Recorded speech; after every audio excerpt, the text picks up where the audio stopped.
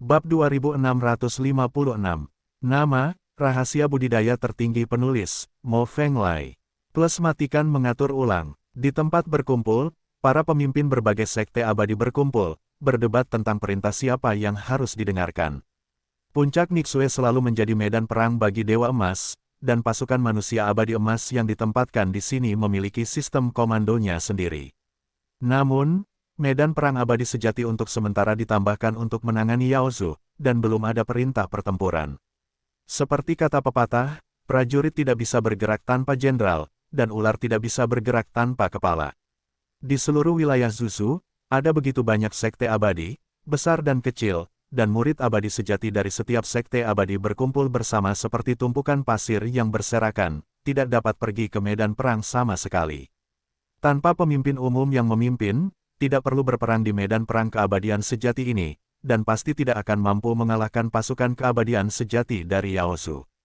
Pada saat ini, di antara kerumunan yang berisik, sekelompok tentara lapis baja dengan aura yang kuat tiba-tiba keluar, semuanya adalah makhluk abadi sejati di puncak. Pembangkit tenaga puncak abadi sejati yang terkemuka adalah seorang pria muda, mengenakan jubah dengan logo rumah Zuzu, dia adalah penjaga rumah Zuzu.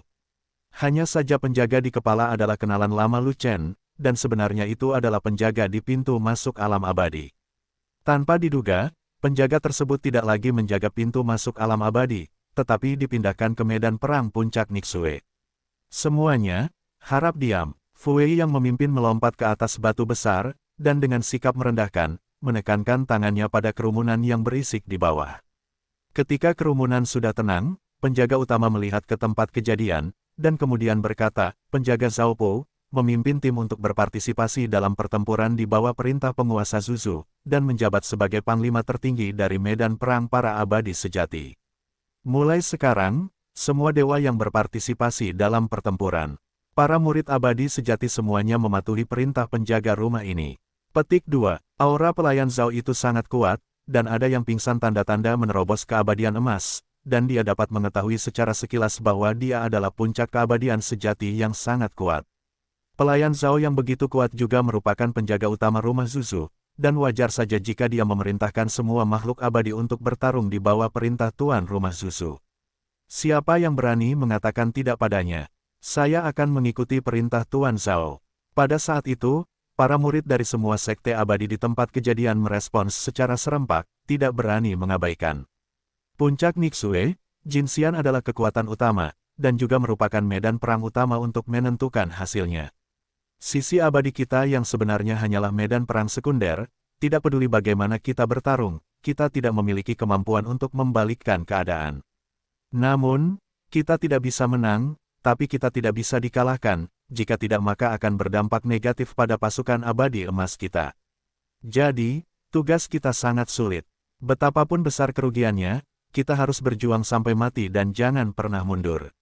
Kata pelayan Zhao dengan keras. Tuan Zhao, ada begitu banyak makhluk abadi dalam ras manusia kita, apakah kita masih tidak mampu mengalahkan ras monster yang abadi? Benar, kita memiliki jutaan makhluk abadi yang berpartisipasi dalam pertempuran. Apakah ada begitu banyak orang di Yaozu? Kudengar Yaozu hanya memiliki 2 juta makhluk abadi, jauh lebih sedikit dari kita, dan kita bisa menghancurkan mereka secara langsung. Ada lebih banyak orang dan lebih sedikit orang yang dipukuli. Dalam waktu kurang dari 1 jam, kita bisa mengalahkan Yaozu dan melarikan diri, dan merebut kembali tempat kita dalam satu gerakan. Selama pihak kita memenangkan pertempuran, moral pasukan Golden Immortal kita pasti akan meningkat, dan kita akan mengalahkan pasukan Golden Immortal dari monster Rache dalam sekali jalan. Pada saat itu, tidak ada masalah bagi umat manusia kita untuk mengusir ras monster keluar dari puncak Niksue, dan bahkan memasuki negeri ajaib Gua Segudang. Di antara kerumunan, ada banyak diskusi, dan banyak orang mengungkapkan pendapat mereka, semuanya penuh percaya diri di medan perang keabadian sejati. Beritahu kabar buruknya, klan monster telah diperkuat. Di atas puncak Niksue, pasukan abadi sejati Yaozu telah mencapai 5 juta. Tetapi Zuzu kita tidak cukup siap, dan perintah pemanggilan dikeluarkan terlalu cepat. Kita pasti tidak memanggil 5 juta makhluk abadi. Tidak buruk memiliki 4 juta makhluk abadi.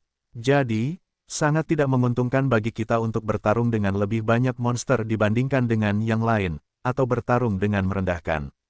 Setelah Zhao Pu selesai berbicara, pemandangan menjadi sunyi, dan wajah banyak orang berubah, dan tidak ada yang mengucapkan kata-kata kasar lagi. Oke, situasi Yao Zhu Zhenxian kira-kira seperti ini. Kapan medan perang abadi sejati akan dimulai tergantung pada kapan medan perang abadi emas akan dimulai. Kita tinggal menunggu perintah. Masih ada waktu sekarang, saya ingin memeriksa jumlah orang dan melihat seberapa berbedanya mereka dengan Yao Zhu. Setelah pelayan Zhao selesai berbicara, dia melompat dari batu dan berpencar dengan penjaga lainnya untuk menyelidiki secara menyeluruh jumlah manusia abadi sejati di tempat kejadian. Murid abadi sejati dari berbagai sekte abadi datang dengan tergesa-gesa, dan waktu berkumpulnya singkat. Sekilas, mereka semua adalah kepala, dan jumlahnya kira-kira berapa banyak orang. Jika Anda tidak menghitungnya, Anda tidak dapat menemukan satu angka pun. Meskipun ada banyak orang, tidak ada yang abadi. Mereka pada dasarnya adalah murid dari berbagai sekte abadi.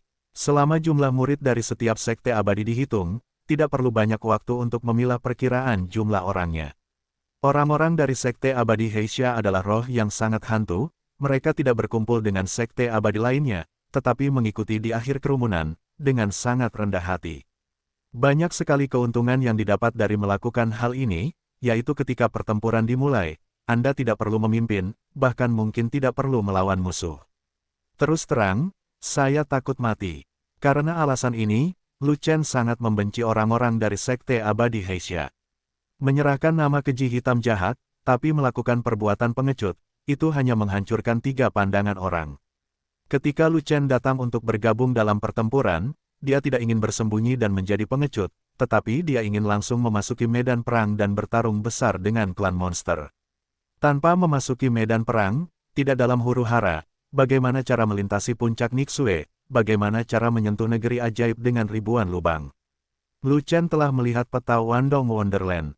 Lokasi Istana Abadi Iblis adalah yang paling dekat dengan puncak Nixue, dan terdapat banyak puncak peri di sepanjang jalan yang dapat memberikan perlindungan. Karena kenyamanan itulah Lu Chen memilih medan perang di puncak Nixue. Jika Anda memilih jalan lain, Anda harus kembali ke Yingzhou, memasuki Wandong Wonderland dari Changlan Canyon, dan naik ke atas dari area dataran rendah. Perjalanan itu jauh lebih jauh. Apalagi hanya membuang-buang waktu dan belum tentu aman. Kami berdiri di belakang kerumunan, apakah posisi ini cocok untuk bertarung? Lu Chen tidak tahan lagi, dan bertanya pada Tan Gao, apakah kamu benar-benar ingin bertarung? Tan Gao melirik Lu Chen dan berkata dengan marah. Bos dari Sekte Abadi Naga Patah memerintahkan mereka untuk memantau Lu Chen dan menuliskan segala sesuatu tentang Lu Chen, tetapi dia tidak mengatakan bahwa Lu Chen harus pergi ke medan perang untuk bertarung. Karena tidak ada penjelasan untuk mengatur Lu Chen untuk berpartisipasi dalam pertempuran, itu jatuh ke tangan mereka karena mereka tidak ingin menjadi umpan meriam. Tapi melihat ekspresi Lu Chen, dia tampak tidak puas dengan Gou yang berada di belakang tentara, seolah ingin pergi ke garis depan. Jika kita tidak bertarung, apa yang akan kita lakukan di Nixue Peak? Kata Lu Chen, kami datang ke sini sebagai wajib militer, tapi kami tidak bisa melanggar perintah. Tan Gao setengah mati karena kemarahan Lu Chen, jadi dia mengerutkan kening, dan dengan sabar menjelaskan, kami berpartisipasi dalam perang, bukan mati, kebenarannya adalah untuk hidup, kamu harus memahami kebenaran ini. Jika kamu pengecut seperti anjing, apakah ada artinya hidup seperti ini? Itu sebabnya hidup lebih buruk daripada kematian. Kata Lu Chen, nak, kamu baru berada di tahap awal keabadian sejati, dan kamu termasuk dalam keabadian sejati yang paling lemah. Siapa yang bisa kamu kalahkan di medan perang keabadian sejati? Tan Gao memelototi Lu Chen dengan marah, dan kemudian berkata dengan nada menghina, jika kamu menyerang ke depan, orang pertama yang mati adalah kamu, jenis umpan meriam yang mati dengan sangat parah. Saya sangat fleksibel, dan saya tidak mati begitu saja. Lu Chen tersenyum, menanggapi penghinaan Tan Gao. Di medan perang ribuan pasukan, tanpa kekuatan yang kuat, tidak peduli seberapa fleksibelnya Anda akan mati. Tan Gao tidak mau repot-repot berbicara omong kosong lagi, dia berbicara kasar kepada Lu Chen, hampir memerintahkan, aku sudah bilang padamu untuk tetap di belakang, jadi kamu harus tetap di belakang, jika kamu terus berbicara, hati-hati aku akan menghajarmu sampai habis, kepala babi. Masalahnya adalah, aku tidak ingin ketinggalan, dan kamu tidak bisa berbuat apa-apa padaku. Lu Chen berkata sambil tersenyum. Kenapa tidak? Tan Gao sangat marah, dan langsung mengangkat telapak tangannya, siap menamparkan Lu Chen sampai mati. Tetapi pada saat berikutnya, telapak tangannya terangkat ke udara, dan dia tidak bisa memukulnya untuk waktu yang lama. Karena seseorang mendatanginya, dan orang itu tidak lain adalah Zhao Po, Panglima Perang. Siapa yang ingin kamu pukul? Pelayan Zhao memandang Tan Gao ke samping dan bertanya dengan ringan. Tuan Zhao. Tan Gao buru-buru meletakkan telapak tangannya, mengepalkan tinjunya, lalu berkata dengan hormat, saya tidak berani membuat kesalahan di depan Tuan Zhao. Saya hanya ingin mengajar seorang murid yang tidak memenuhi harapan. Saya membuat Tuan Zhao tertawa. Cuma bercanda, gerbang peri Heisha miliknya bukanlah gerbang peri besar, melainkan gerbang peri kecil di luar kota Zuzu. Beraninya dia menyinggung penduduk rumah Zuzu. Secara khusus, Zhao Po masih mematuhi perintah penguasa istana Zuzu untuk datang menjadi panglima tertinggi medan perang para keabadian sejati. Dengan kekuatan besar di tangannya, siapa yang berani menyinggung perasaan? Dia dan jubah abadimu berbeda, dan dia tidak berasal dari sekte abadi yang sama denganmu. Kualifikasi apa yang kamu miliki untuk mengajar murid sekte abadi lainnya? Zhao Po bertanya balik dengan dingin, yang membuat Tan Gao gemetar dan tidak bisa berkata apa-apa. Karena Tan Gao mengenakan jubah hitam garang, dan Lu Chen mengenakan jubah cahaya bintang biru, dan orang bodoh manapun tahu bahwa keduanya bukan dari sekte peri yang sama. Kamu berasal dari gerbang peri mana? Berapa banyak makhluk abadi yang datang ke gerbang perimu? Melihat Tan Gao berkeringat deras, pelayan Zhao tidak repot-repot membicarakan masalah ini lebih jauh, jadi dia langsung ke pokok permasalahan. Penjahatnya adalah murid dari sekte abadi Heisha, dan ratusan makhluk abadi telah datang ke sekte abadi kita. Tan Gao dengan cepat menjawab, hanya 100 orang. Zhao Po mengerutkan kening, dan berkata, baru saja ada gerbang peri kecil dengan lebih dari 1000 orang. Saya pikir gerbang peri mereka terlalu kecil, aku tidak menyangka gerbang perimu menjadi lebih kecil. Ya, gerbang peri saya didirikan belum lama ini, dan hanya ada terlalu sedikit murid abadi sejati.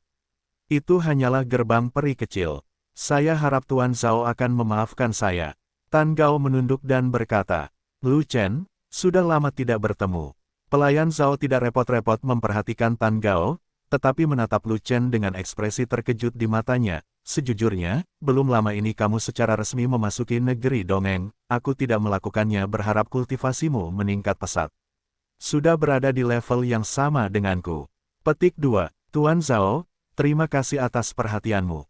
Lu Chen terkekeh, dan berkata dengan rendah hati, saya baru berada di tahap awal keabadian sejati.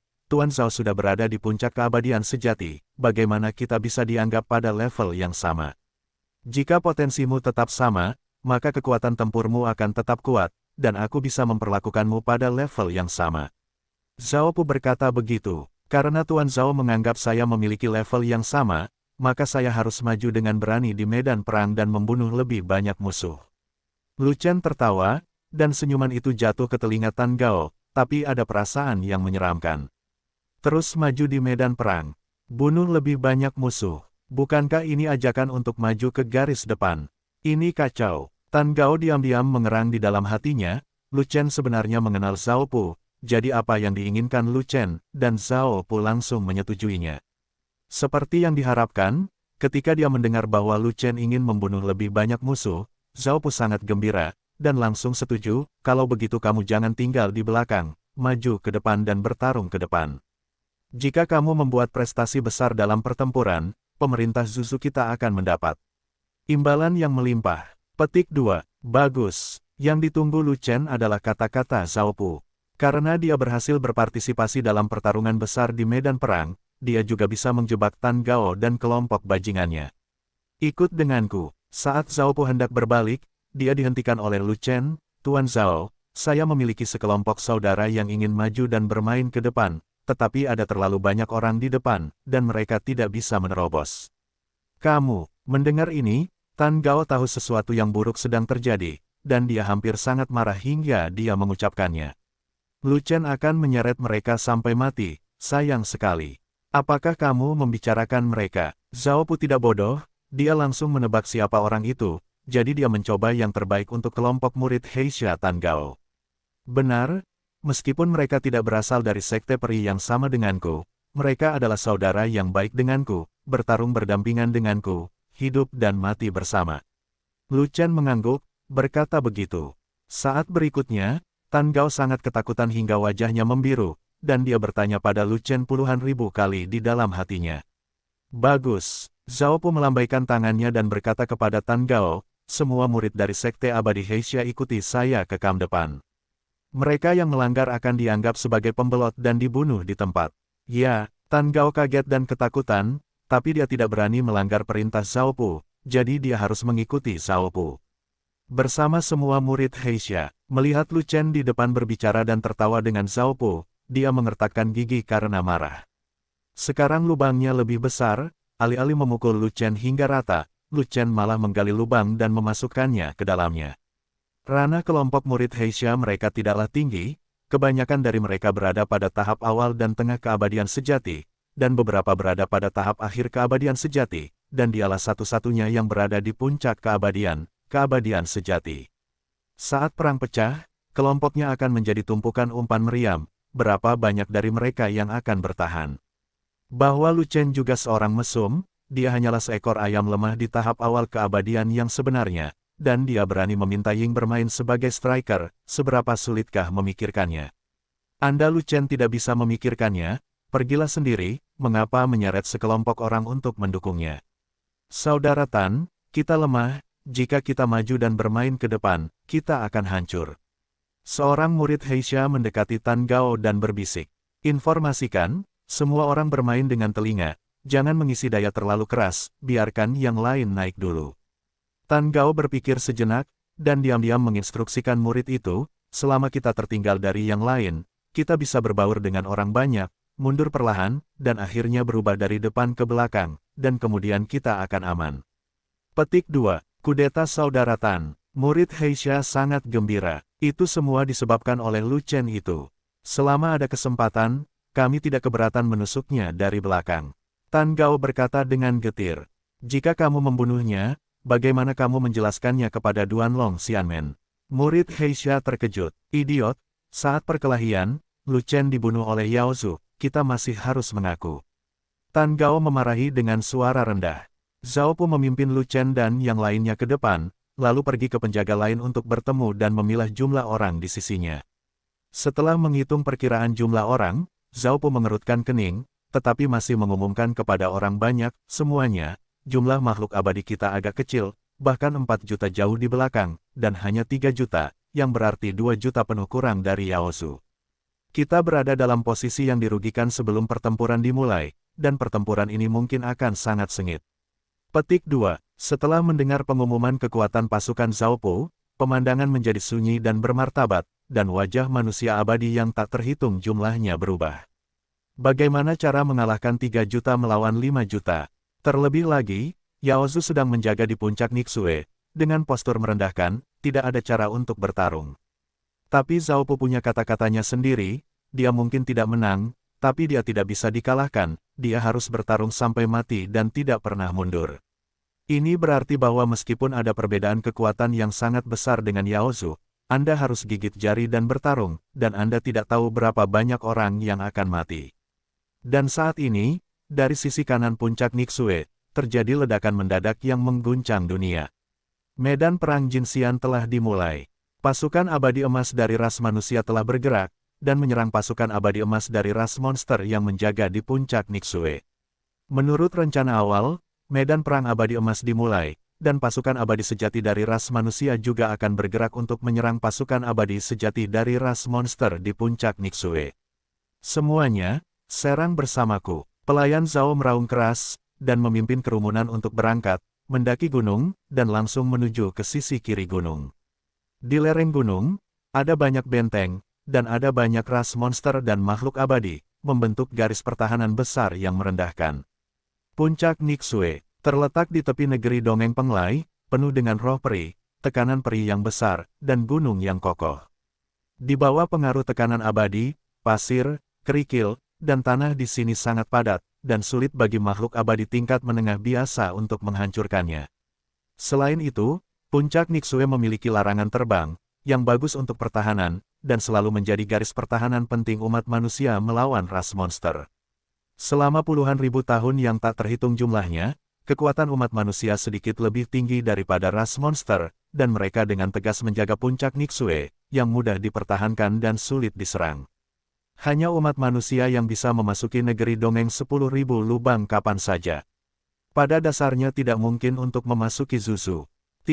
Tapi kali ini, klan iblis tiba-tiba keluar dengan kekuatan penuh, menyerang puncak Niksue di malam hari, dan mengejutkan para pembela manusia.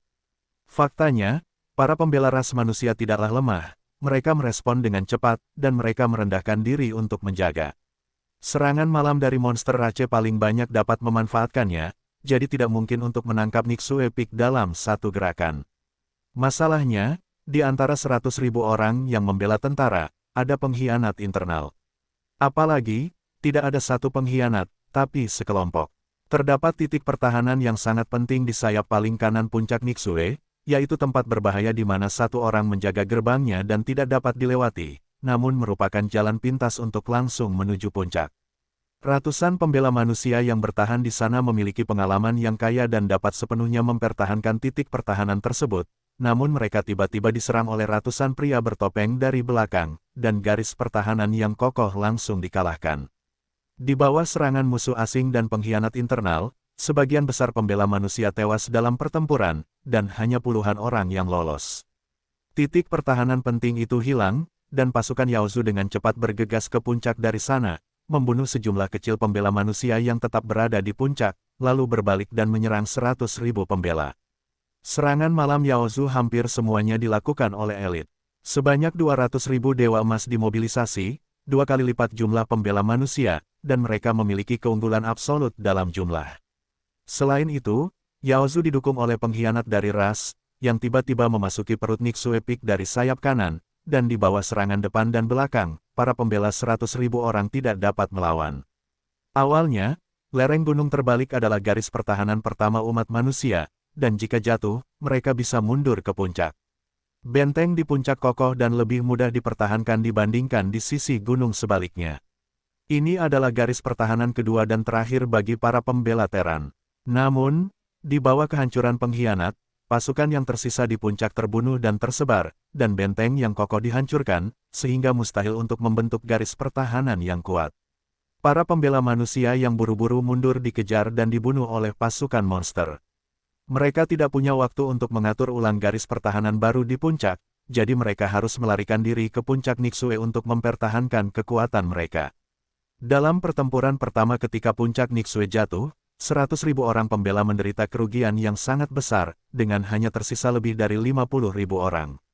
50.000 orang inilah yang mengatur ulang garis pertahanan setelah mereka mundur dari puncak Niksue, dan menggunakan susunan peri pertahanan yang kuat yang telah disiapkan sebelumnya di kaki gunung untuk memblokir putaran serangan pasukan monster dan membunuh monster. Derek tentara, di garis pertahanan di kaki gunung. Baru, setelah bala bantuan dari kota Zuzu tiba, pasukan monster itu menyerah dan terus menyerang. Namun puncak Niksue jatuh ke tangan Yaozu. Jika mereka tidak mengambil kembali Niksue Feng, itu akan seperti sebuah pukulan di tenggorokan bagi umat manusia. Apalagi melakukan panggilan secepatnya, jangan terlalu lama. Sebab, setelah susunan peri pertahanan yang kuat di kaki gunung dibuka, kekuatannya juga memudar seiring berjalannya waktu. Begitu kekuatan susunan peri pertahanan menjadi lemah, atau hilang sama sekali, garis pertahanan di kaki gunung akan menjadi lemah, bahkan rentan terhadap satu pukulan. Pada saat itu, ketika klan monster ingin membunuh mereka, mereka akan membunuh mereka kapanpun mereka mau, dan ketika mereka ingin melakukan serangan mendadak, mereka akan melakukan serangan mendadak kapanpun mereka mau. Dengan cara ini umat manusia akan menjadi sangat pasif, tidak mampu mempertahankan garis pertahanan di kaki gunung. Zuzu berbeda dengan Wandong Wonderland. Wandong Wonderland memiliki banyak gunung peri, banyak penghalang, dan banyak larangan peri terbang, sehingga seluruh wilayah mudah dipertahankan. Secara alami sulit bagi umat manusia untuk memasuki area inti klan iblis, dan itu akan membutuhkan waktu dan usaha serta mungkin tidak dapat membunuh istana iblis. Namun, sebagian besar terdapat dataran di sisi Zuzu, sedikit gunung peri, dan sangat sedikit makhluk abadi terbang. Selama pasukan monster keluar dari puncak Niksue, itu akan menjadi sungai datar, mencapai kota Zuzu, inti umat manusia. Oleh karena itu, jika umat manusia tidak ingin dikalahkan secara pasif, mereka harus melakukan serangan balik terhadap puncak darah sebelum formasi peri pertahanan menghilang. Hanya dengan merebut kembali puncak Nixue, Zuzu bisa aman, dan umat manusia bisa tidur nyenyak. Jadi, inilah pertempuran serangan balasan besar hari ini. Yaozu memindahkan pasukan abadi sejati untuk menjaga puncak Nixue. Meski sisi kiri puncak Nixue tidak penting, namun harus diambil kembali. Terlebih lagi, Yaozu berani mengerahkan pasukan abadi yang nyata untuk memulai medan perang di medan perang peri emas di puncak Nixue, jelas menantang umat manusia yang abadi. Itu sangat arogan. Tidak mau kalah, rumah Zuzu tidak hanya merekrut dewa emas dari Zuzu, tetapi juga dewa abadi dari berbagai sekte abadi untuk pertama kalinya. Di lereng gunung, ras monster telah membangun benteng kokoh yang tak terhitung jumlahnya, dan mereka menunggu pasukan abadi sejati dari ras manusia untuk menyerang. Tuan Zhao, benteng di atas seperti hutan, dan ada sebanyak 5 juta pasukan abadi Yaozu yang sebenarnya. Mereka sedang menunggu pekerjaan, menunggu untuk menghabiskan vitalitas kita. Ketika dia mendekati lereng gunung, Lu Chen melihat sekelompok orang di atas. Dinding batu pertahanan jalan, dan klan monster yang padat dan abadi, jadi mau tak mau aku berkata kepada Zhao Po, bagaimana aku melihat klan monster telah mengatur kantong mereka, hanya menunggu kita bergegas masuk seperti ini. Ke atas, diperkirakan pasukan garda depan akan terkepung seluruhnya dan dimusnahkan dalam waktu yang lebih singkat. Petik 2. Kamu bisa melihatnya, dan aku juga bisa melihatnya. Namun, pasukan abadi kita yang sebenarnya bukanlah kekuatan utama. Kita harus mengikuti kekuatan utama untuk menyerang dan memulai medan perang abadi yang sesungguhnya. Kami akan bertarung seperti yang dilakukan pasukan Jinxian kami. Ini adalah taktik yang ditetapkan oleh Zuzu Mansion. Kami hanya bisa patuh dan tidak bisa mengubahnya. Zhao Po menghela nafas dan berbalik untuk melihat ke paling kanan. Medan perang Dewa Emas bertempur dengan sengit, dan pasukan Dewa Emas manusia secara langsung menyerang posisi pertahanan pasukan ras monster Dewa Emas, dan mereka berjuang. Mati-matian, medan perang abadi emas berbeda dari medan perang abadi sejati. Pasukan Golden Immortal di kedua sisi musuh dan kita, saya pikir hanya ada ratusan ribu orang, dan tidak ada banyak perbedaan dalam jumlah kedua belah pihak. Tapi pasukan True Immortal kita memiliki 3 juta. Sekarang, pasukan abadi sejati Yaozu memiliki 5 juta orang. Dapatkah ini dibandingkan? Petik 2. Bisakah Anda memberitahu saya, berapa banyak orang di pasukan Yaozu Jinxian, dan berapa banyak orang di pasukan Jinxian ras manusia kita? Lu Chen juga melihat ke Golden Immortal Battlefield, matanya menyala, dan dia dengan cepat memindai jumlah musuh dan kita di sana. Pasukan abadi emas Yaozu tidak banyak berubah. Kudengar beberapa orang telah ditambahkan, tapi hanya ada sekitar 200.000 orang. Zhao Po mengerutkan kening, dan berkata, sebenarnya, ada 200.000 dewa emas berkumpul di Zuzu kita, yang jumlahnya jauh lebih banyak daripada dewa emas dari ras monster. Setelah jeda, Zhao Po melanjutkan, tetapi terakhir kali puncak Nixue jatuh, kurang dari 50.000 emas abadi yang tersisa dari 100.000 klan. Kerugiannya terlalu besar, sekarang dengan dukungan sekte abadi lainnya, jumlah emas abadi adalah hanya 150.000. Hanya 50.000, selama kekuatannya setara, tidak terlalu sulit untuk bertarung. Lu Chen terus menatap ke medan perang keabadian emas, dan matanya tertuju pada manusia keabadian emas yang sedang menyerang ke depan. Jika umat manusia saya memiliki keabadian emas yang sangat kuat, adalah mungkin untuk menembus pertahanan lawan, dan bahkan membalikkan keadaan, seluruh pertempuran. Umat manusia kita memiliki dewa emas yang sangat kuat. Meskipun pasukan dewa emas kita tidak sebanyak lawan, saya sangat percaya pada mereka. Zhao Po mengangguk dan berkata, siapakah dewa emas terkuat? Lu Chen bertanya, kecuali murid terkuat dari sekte abadi emas, siapa lagi yang bisa melakukannya? Kata Zhao Po, pernahkah kamu bertemu dengan murid terkuat dari dewa emas dari sekte abadi naga patah? Lu Chen bertanya lagi, saya belum melihatnya, tapi saya dengar dia adalah murid perempuan. Kata Zhao Po, disebut apakah itu? Lu Chen bertanya dengan cepat, ingin memastikan seseorang. Saya tidak tahu apa namanya. Zhao Po menggelengkan kepalanya, dan berkata lagi, bagaimanapun, saya hanya dipindahkan dari pintu masuk alam abadi, dan saya tidak tahu banyak tentang orang-orang dan hal-hal di kota Zuzu, dan saya tidak repot-repot melakukannya, menanyakan tentang hal itu. Jadi, Lu Chen berpikir sejenak, dan bertanya lagi, kalau begitu, apakah kamu pernah mendengar tentang peri emas wanita terkuat, tinggi atau pendek? Apakah kamu tertarik dengan peri emas perempuan ini? Zhao Pu bertanya balik. Walaupun demikian, Lu Chen tersenyum. Ah, benarkah? Zhao Pu tidak bisa menahan tawa, lalu menatap Lu Chen, dan berkata, saya mendengar bahwa dia adalah seorang gadis kecil, saya tidak tahu apakah dia sudah cukup umur, saya menyarankan Anda untuk tidak melakukannya tertarik padanya. Aku tahu, Lu Chen tertawa dan 100% yakin siapa orang itu. Bukan Bao Juhua, siapa lagi yang bisa melakukannya? Tidak, semua orang di Duan Long Xianmen memiliki nama keluarga Duan, dan nama keluarga Bao Juhua bukanlah Bao, tapi Duan. Namun, ada satu hal yang Lu Chen tidak mengerti. Ada begitu banyak nama keluarga di dunia, dan gadis kecil yang antusias itu memilih Bao. Mungkinkah bunga krisan yang pecah bisa membuat orang teringat pian-pian dan semakin merayu orang? Aneh sekali, kenapa gadis kecil itu tidak bermain di medan perang Jinxian? Pelayan Zhao melihat ke medan perang Jinxian, cukup bingung. Mungkin mereka sudah lama datang, tapi belum bergerak. Lu Chen tersenyum. Jika Bao Juhua adalah seorang Jinxian yang sangat kuat, dia pasti tidak akan bergerak saat ini, jika tidak maka akan terungkap. Selama medan perang abadi sejati dimulai dan Lu Chen tidak punya waktu untuk memperhatikan medan perang abadi emas, akan mudah bagi Bao Juhua untuk menyembunyikannya dari Lu Chen. Umat manusia saya memiliki keabadian emas yang sangat kuat, tetapi tidak ada keabadian sejati yang sangat kuat.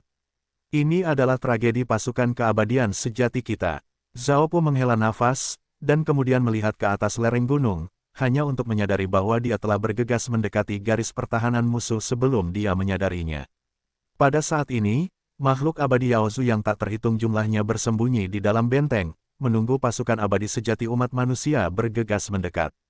Semuanya, kita harus mengikuti ritme medan perang keabadian emas dan bersiap.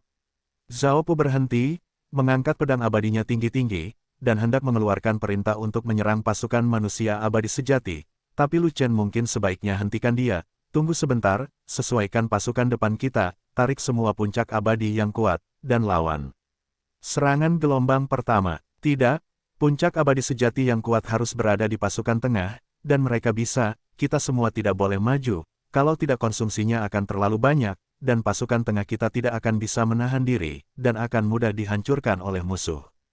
Zhao Pu menggelengkan kepalanya, dan berkata lagi, kamu tidak tahu bagaimana cara berbaris dan bertarung. Kamu tidak memiliki banyak pengalaman dalam medan perang berskala besar. Kamu harus mengikuti perintahku. Baiklah, Lu Chen tersenyum, dan berkata, jika aku memberitahumu bahwa aku adalah makhluk abadi sejati yang sangat kuat, apakah kamu akan mempercayaiku? Surat. Zhao Pu mengangguk dengan berat, dan kemudian berkata, ketika saya menjadi penjaga di pintu masuk alam abadi, saya melihat visi Anda tentang 5 naga. Saya tahu bahwa Anda adalah keturunan 9 naga. Wajar jika kekuatan tempur Anda adalah sangat kuat. Jadi, kamu harus mendengarkanku. Jangan biarkan manusia abadi sejati menjadi umpan meriam sebagai penyerang. Aku tidak ingin melihat terlalu banyak manusia abadi sejati binasa. Mari kita pindahkan semua puncak abadi-abadi yang kuat ke depan. Lu Chen melirik Zhao Pu, dan berkata, di medan perang keabadian sejati, puncak keabadian sejati pada dasarnya adalah kekuatan tempur terkuat, dan mereka tidak akan ditekan oleh alam yang lebih tinggi. Mereka tidak mudah mati, dan kerugian untuk sementara waktu tidak akan terlalu besar. Maksudmu, kamu ingin memimpin tim dengan puncak abadi sejati untuk menembus garis pertahanan musuh. Hamba Zhao bertanya, bukan terkoyak, tapi hancur. Lu Chen mengatakan ini, yang mengejutkan Zhao Pu. Tidak peduli seberapa kuat kekuatan tempurmu, mustahil mengalahkan pasukan Yaozu True Immortals, kan? Zhao Pu merasa tidak dapat dipercaya, dan hanya 50% dari kepercayaannya pada Lu Chen yang tersisa. Itu bukan 5 juta babi, tetapi 5 juta makhluk abadi. Bahkan jika Anda adalah Luo Jinxian yang besar, Anda tidak dapat mengalahkan pasukan nyata yang begitu besar abadi. Tuan Zhao, saya bukan Daluo Jinxian, dan saya memiliki sarana untuk mengalahkan pasukan klan iblis yang abadi. Lu Chen mendongak, dan berkata lagi, baiklah, saya akan naik dan bertarung dulu, dengan satu musuh melawan 5 juta. Jika saya dapat bertahan setengah batang dupa, Anda dapat menyesuaikan pasukan depan seperti yang saya katakan. Sebelum Zhao Pu dapat menjawab, sosok Lu Chen melintas dan bergegas ke benteng musuh sendirian. Berani sekali untuk menyerbu sendirian. Ini masih tahap awal dari keabadian sejati. Kami akan membantumu bereinkarnasi lebih awal. 8 dewa sejati Yaozu keluar dari benteng dan bergegas menuju Lu Chen dengan ganas. Ketujuh monster itu semuanya adalah makhluk abadi sejati tahap akhir, dan pemimpinnya masih berada di puncak keabadian sejati, dan mereka semuanya berada beberapa alam kecil lebih tinggi dari Lu Chen. Kamu, Zhao Pu tidak dapat bereaksi tepat waktu dan tidak dapat menghentikan Lu Chen, jadi dia tidak dapat menahan rasa cemasnya. Tapi terkejut dengan pertarungan Lu Chen, dan lupa memberi perintah sejenak. Hancurkan dunia, benar, dan pukul monster yang datang untuk membunuh seperti badai. Kedelapan monster itu meremehkan musuh dan ceroboh. Sebelum mereka sempat bereaksi, 7 monster dipukuli menjadi 7 tentakel berdarah oleh tangan besi Lu Chen. 7 iblis yang dibunuh Lu Chen berturut-turut semuanya adalah makhluk abadi sejati. Bagi Lu Chen, itu merupakan pukulan bagi tubuhnya sebelum dia berusaha keras. Fei Long dan Sangguan Jin, yang agak akrab dengan kekuatan tempur Lu Chen, tidak berpikir ada yang istimewa darinya. Karena, sebelum Lu Chen menjadi makhluk abadi sejati, ketika dia berada di puncak Yuanxian, dia memiliki kekuatan tinju yang benar-benar akan meledakkan tahap akhir dari makhluk abadi sejati, dan dia belum mulai bertarung. Sekarang Lu Chen adalah tubuh perisungguhan, dia langsung menyapu wilayah perisungguhan, dan ada perisungguhan lainnya yang menjadi lawannya. Hari ini, untuk bisa menjadi lawan Lu Chen, itu pasti Jin Xian. Fei Long bahkan dengan optimis percaya bahwa ketika Lu Chen sedang dalam ayunan penuh dan semua jurus pamungkasnya, bahkan puncak Jin Xian mungkin bukanlah lawan Lu Chen. Sangat disayangkan bahwa sebelum Lu Chen melangkah ke Golden Immortal, dia pada dasarnya harus bertindak rendah hati. Jika dia tidak bisa bertarung, dia tidak akan bertarung, dan jika dia tidak bisa berkorban kepada dewa pembunuh, dia tidak akan berkorban, agar tidak merekrut musuh kuat yang tidak perlu. Lu Chen telah menjadi sasaran Duan Suiliu, dan berurusan dengan Duan Long Xianmen saja sudah cukup menjengkelkan. Jika ada musuh kuat lainnya yang juga mengincarnya, bagaimana dia bisa berkultivasi dengan tenang? Namun, selain Fei Long dan Sangguan Jin, tidak ada seorang pun di tempat kejadian yang mengetahui kekuatan tempur Lu Chen. Bahkan mereka yang mengetahui bahwa Lu Chen adalah keturunan 9 naga hanya mengetahui bahwa keturunan 9 naga sangat kuat dan pasti tak terkalahkan pada level yang sama, tetapi mereka tidak tahu betapa kuatnya Lu Chen. Di masa-masa awal keabadian sejati, 1 lawan 8, dan mereka terus mengalahkan tahap akhir dari keabadian sejati. Ini tidak jauh dari sasaran. Pada tahap awal dari keabadian sejati yang normal, jika ia dapat menahan 100 gerakan di tahap tengah dari keabadian sejati, ia sudah sangat kuat jika belum diledakkan. Namun, Lu Chen melewatkan tahap tengah True Immortal, dan langsung melakukan counter kill tahap akhir True Immortal, dan membunuh 7 berturut-turut. Kekuatan tempurnya tidak terlalu cocok dengan alam, dan kekuatan tempurnya jauh melebihi alam. Mungkinkah adegan itu tidak menjadi sensasi? Anak itu terlalu kuat, siapa dia? Sepertinya itu berasal dari sekte peri kecil yang tidak dikenal. Saya hanya melihatnya mengikuti Tuan Zhao, tapi saya tidak tahu siapa dia. Baru saja dia membunuhnya sendirian. Saya pikir dia sangat tidak sopan dan akan mati. Sekarang sepertinya saya terlalu banyak berpikir. Dia akan mendapatkan eksploitasi militer. Pada tahap awal dari keabadian yang sebenarnya, dia mengalahkan keabadian yang sebenarnya di tahap akhir, dan bahkan membunuh 7 orang berturut-turut. Apakah ini orang mesum yang legendaris? Itu memang mesum. Faktanya, tidak banyak orang mesum di umat manusia kita. Benar, hanya ada sedikit orang mesum di Duan Long Xianmen. Pemuda ini, bukan dari Duan Long Xianmen. Itu benar-benar pengecualian. Saya tidak tahu apakah pemuda ini adalah salah satu orang yang sangat kuat di antara umat manusia yang abadi. Kamu harus menyapu semua puncak keabadian sejati untuk disebut sebagai keabadian sejati yang sangat kuat. Jika kamu hanya bisa membunuh tahap akhir dari keabadian sejati, maka itu bukan apa-apa.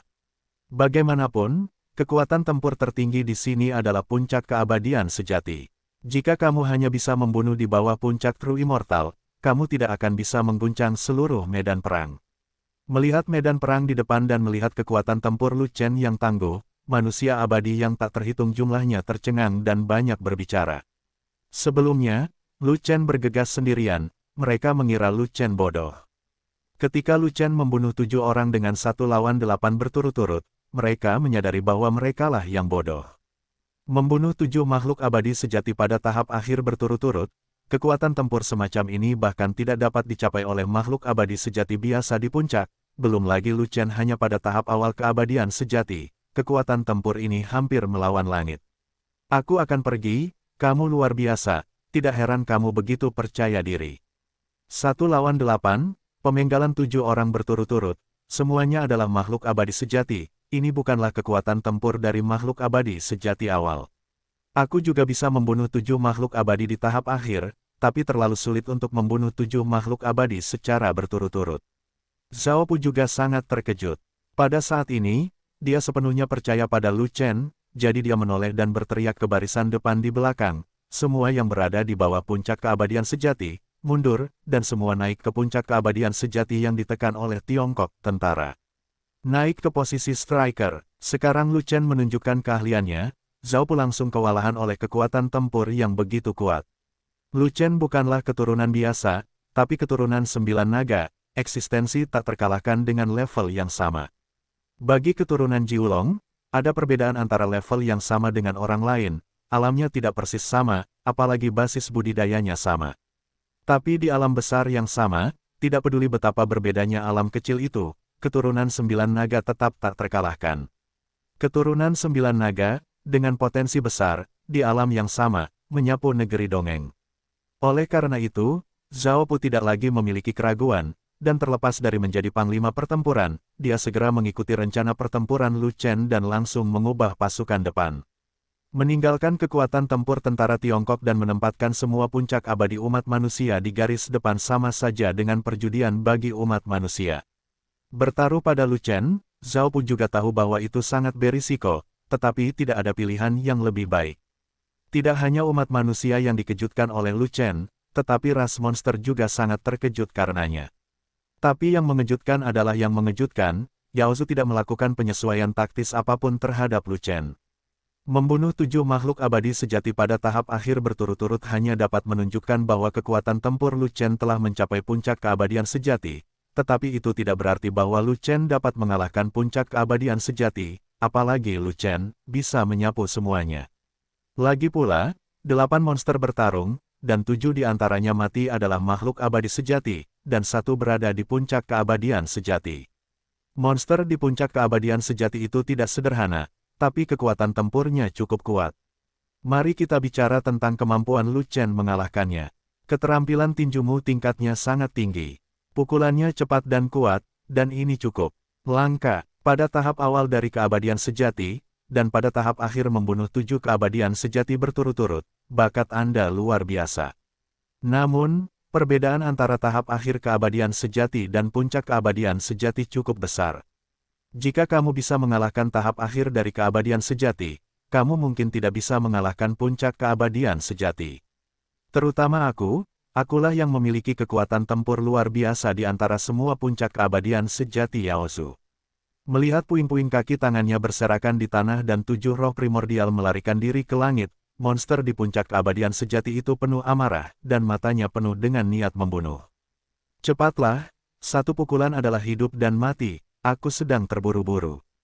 Lu Chen tersenyum, mengangkat tinjunya, membidik lawannya, dan bersiap untuk menghancurkannya menjadi beberapa bagian. Saat ini, hanya Jin Xian yang menjadi lawannya. Di medan perang keabadian sejati, dia berlari ke kawanan seperti harimau, menyapu segalanya. Oleh karena itu, dia ingin membunuh monster undead di depannya, menarik lebih banyak monster puncak dan makhluk abadi ke sisinya, dan memusnahkannya dalam satu gerakan. Kamu sedang terburu-buru untuk bereinkarnasi, aku akan memuaskanmu. Aura monster di puncak peri asli meledak, penglihatan terbuka, dan ada palu peri tambahan di tangannya. Dia segera menggunakan keterampilan tempurnya, berusaha sekuat tenaga, dan menikam Lu Chen. Lihat tinju itu. Lu Chen melepaskan tinju Miesi, meninjunya ke depan, dan memblokir palu dengan tinjunya. Menghadapi puncak keabadian yang sebenarnya, dia masih belum memulai pertempuran. Pertama, hal itu tidak perlu, dan kedua, dia tidak menonjolkan diri. Dia sudah memiliki kekuatan abadi sejati, dan kekuatannya telah mencapai tingkat lain. Bukankah benar dia baru saja mencapai puncak keabadian sejati? Ledakan, tinju dan palu berguncang bersamaan, membuat ledakan keras yang mengguncang ke segala arah. Pada saat itu, kekuatan tinju mengalahkan palu, dan kekuatan tinju berfluktuasi, membuat pergelangan tangan lawan mati rasa dan tidak mampu menggenggam palu abadi, yang menyebabkan palu abadi terlepas dari tangannya dan terlempar olehnya, sebuah pukulan.